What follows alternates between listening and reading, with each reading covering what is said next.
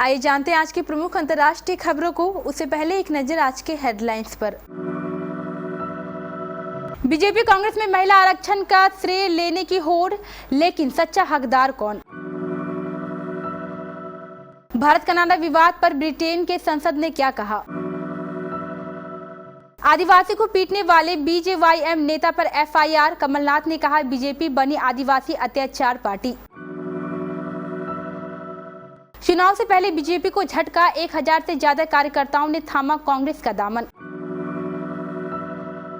3 महीने में 1.5 करोड़ किसानों तक पहुंचेगी सरकार, 1 अक्टूबर से घर घर पहुंचेंगे ये 3 बड़े तोहफे।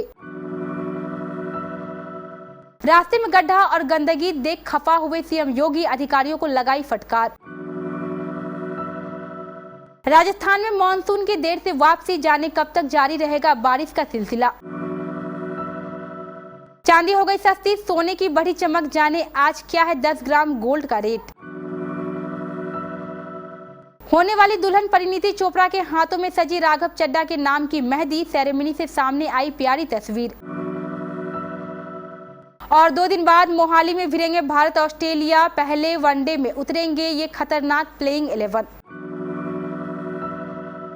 केंद्रीय मंत्रिमंडल ने महिलाओं के लिए संसद और विधानसभाओं की 33% सीटें आरक्षित करने के दशकों से लंबित विधेयक नारी शक्ति अधिनियम को मंजूरी दे दी है और इस संसद के विशेष सत्र में इसके पास होने की पूरी संभावना है। अधिकांश प्रमुख राजनीतिक दल इसके लिए प्रतिबद्ध है और एनडीए के पास कुछ गैर सहयोगी लेकिन मौके पर साथ देने वाले मित्रवत दलों के साथ लोकसभा में 2/3 बहुमत हासिल है। ऐसे में एक ही सवाल रह जाता है कि कानून कब लागू किया जाएगा। संसद के अलावा आधे से अधिक यानी 15 राज्यों की विधानसभाओं से संविधान संशोधन के प्रस्ताव को मंजूरी दिलानी होगी। चुनाव आयोग को भी उन निर्वाचन क्षेत्रों को चिन्हित करने के लिए समय चाहिए जहां केवल महिलाएं चुनाव लड़ सकती हैं। खालिस्तानी आतंकवादी हरदीप सिंह निज्जर की हत्या के कुछ महीने बाद कनाडा के प्रधानमंत्री जस्टिन ट्रूडो ने भारत पर आरोप लगाया है कि उसकी हत्या में भारत की संभावित संलिप्तता थी। हालांकि भारत ने ट्रूडो के आरोपों को बेतुका और राजनीति से प्रेरित बताया है।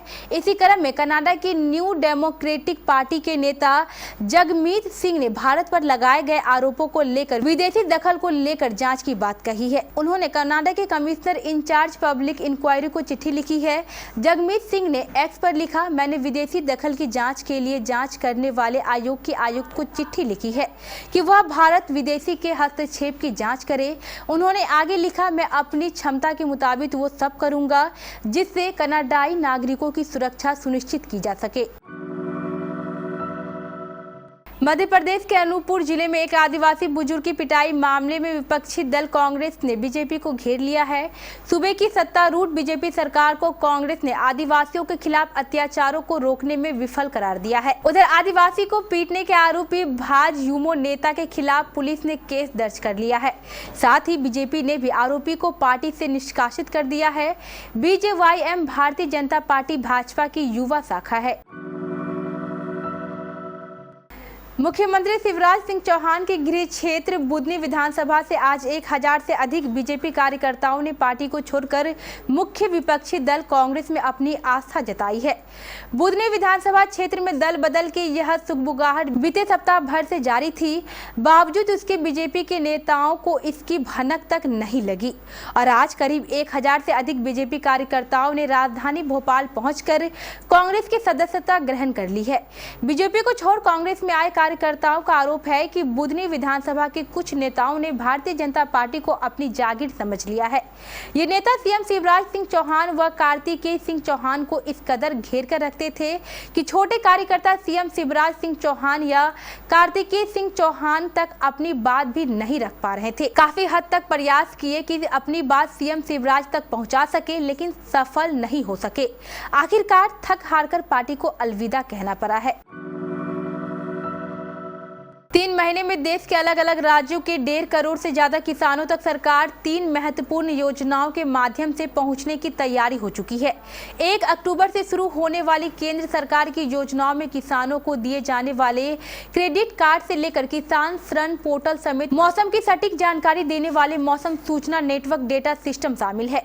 केंद्र सरकार ने वित्त मंत्रालय और कृषि मंत्रालय के सहयोग के साथ देश के करोड़ों किसानों तक इस योजना का लाभ पहुँचाने का पूरा रोड मैप तैयार कर लिया है। केंद्रीय कृषि मंत्री नरेंद्र सिंह तोमर और वित्त मंत्री निर्मला सीतारमण ने किसानों के हित के लिए शुरू की जाने वाली इन योजनाओं का अनावरण कर किसान तक पहुंचाने की पूरी योजना की अधिकारियों के साथ चर्चा की है। यूपी के सीएम योगी आदित्यनाथ लगातार अधिकारियों को गड्ढा मुक्त सड़कों के लिए निर्देश दे रहे हैं, लेकिन शायद अधिकारियों के कानों में जूं तक नहीं रेंग रही है। इसकी बानगी उस वक्त देखने को मिली जब सीएम योगी लखनऊ से निकलकर देवा रोड पहुंचे। वो आरएसएस के कार्यक्रम में शामिल होने जा रहे थे। इस दौरान रास्ते में गड्ढे और गंदगी देख सीएम योगी खफा हो गए और अधिकारियों को जमकर फटकार लगाई। सीएम योगी का पारा गर्म होते देख अधिकारियों के हाथ पांव फूल गए। शाम करीब 7 बजे सीएम योगी के वापस जाने के साथ ही सरकारी अमला दौड़ पड़ा। आनन फानन में गड्ढों को भरा गया और सड़क का मुआयना शुरू कर दिया गया। फिर इसके बाद लखनऊ में शुरू हुआ एक्शन का दौर। राजस्थान में कई दिनों से बारिश का सिलसिला देखने को मिल रहा है। आने वाले कुछ और दिन भी राज्य में बरसात का दौर जारी रहने की उम्मीद है। मौसम विभाग ने इस बार मानसून के देर से वापसी की भविष्यवाणी की है। आईएमडी के मुताबिक राज्य में फिर से सक्रिय हुए मानसून के कारण राजस्थान के कई हिस्सों में बारिश देखने को मिल सकती है। मौसम विभाग के अनुसार सितंबर के आखिरी हफ्ते तक पूर्वी राजस्थान के कुछ हिस्सों में हल्की से मध्यम बारिश जारी रहने की पूरी संभावना है और मानसून की विदाई में देरी हो सकती है। आमतौर पर सितंबर के मध्य तक राज्य में मानसून विदा हो जाता है। भारतीय सराफा बाजार में आज 20 सितंबर 2023 को सोना महंगा और चांदी सस्ती हुई है। सोने की कीमत 59,000 रुपए प्रति 10 ग्राम के पार है। वहीं चांदी का भाव 72,000 रुपए प्रति किलो से अधिक है। राष्ट्रीय स्तर पर 999 शुद्धता वाले 24 कैरेट के 10 ग्राम सोने की कीमत 59,386 रुपए है, जबकि 999 शुद्धता वाली चांदी की कीमत 72,074 रुपए है। India Boolean and jewellers association के मुताबिक सोमवार की शाम को 24 कैरेट का शुद्ध सोना 59,324 रुपए प्रति 10 ग्राम था, जो आज 59,386 रुपए पर आ गया है। इसी तरह शुद्धता के आधार पर सोना महंगा और चांदी सस्ती हुई है।